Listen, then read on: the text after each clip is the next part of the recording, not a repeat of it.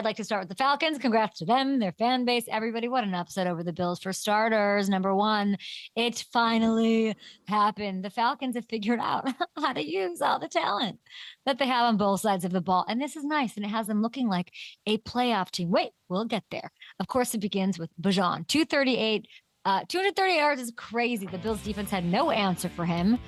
Gosh, one of the most frustrating things is in it. It's kind of British. Am I turning British? Do I want to stay here forever? I think I do. I feel like one of the most very frustrating things to watch in the NFL over the past few seasons has been Atlanta's not even unwillingness, their inability to somehow get him in the position to look like this all-world talent that we know that he is. We saw shades of it over the second half of last year, but this offensive coordinator, credit to him, attaboy Zach Robinson, he's got things cooking right now. Bijan, so far, really one of the best running backs, or one of the best seasons that we've seen out of a running back. Jonathan Taylor doing his thing. It's nice to see these guys shine.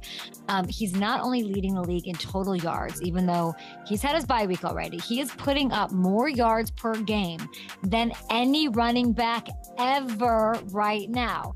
I'm going to say that again. Not only leading the league in total yards, even though he's had his bye week already, which is already insane, he is putting up more yards per game than any running back ever right now. More than Priest Holmes, 2002-ish, more than CJ2K, more than Marshall Faulk, Hall of Famer, greatest show on turf vibes, okay? There's no reason to think he's not going to stay in this great company for the rest of the year the way it's looking right now. The other reason that, Boomer got me think. Boomer called this mild upset yesterday. Boomer also said that he thinks the Falcons and Bucks will be neck and neck, which is not something that I've thought. I'm like, no. This is the Bucks and everybody else. They have this clean, beautiful path to sort of fight for the one seed, I think, in the NFC and maybe make it to the big game. I do like the Falcons, though. After last night, they had Josh Allen just out of sorts. Raheem Morris, Jeff Albrecht, great job.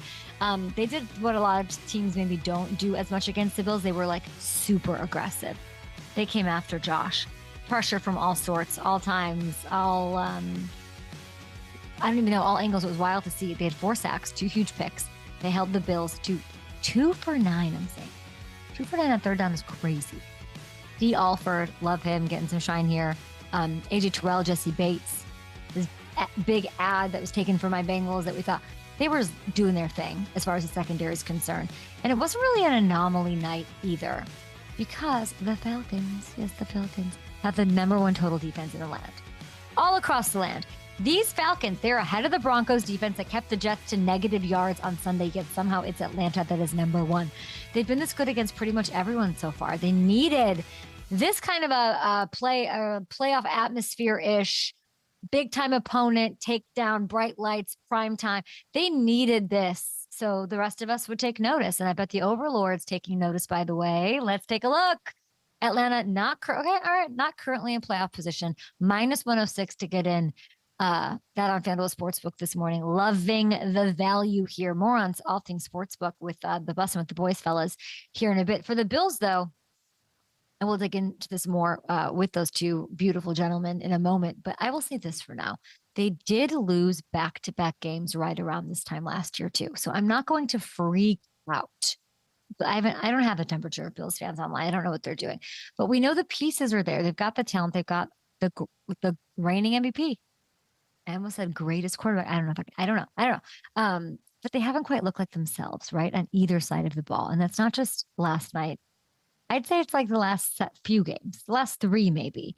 They've got a bye week, which probably is going to be, when all is said and done in January, we might look back at this bye week and say that was the perfect bye week that they needed to get themselves and sort themselves right and get it together before they have this week 9 matchup against Kansas City, who are getting, of course, Rashee Rice back 3-3 going into week 7. Even though they slipped into second place, these Bills, by the way, they're still the faves. Take a look to win the division as of this morning, minus 230.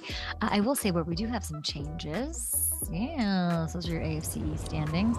Winds of change alert, everybody. This is wild. Okay, winds of change here. The Bills and Chiefs tied as the Super Bowl faves, both sitting there at 650, plus 650 as you're saying. Packers, a close third at plus 700. I'd like to point out this is the first time that Kansas City has been in the top spot when it comes to these Super Bowl 60 odds.